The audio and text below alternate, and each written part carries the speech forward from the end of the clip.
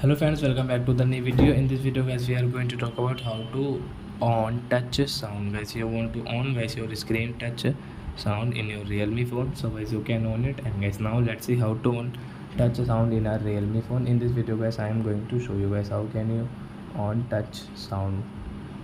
So now let's start video friend, how to on touch sound in Realme phone. So friend, first of all open your phone setting. Then guys scroll and sound and vibration setting, tap here. Then guys again scroll and guys you can see your more sound and haptics, tap here. And guys you can see your touch sound. So guys you can use your touch sound.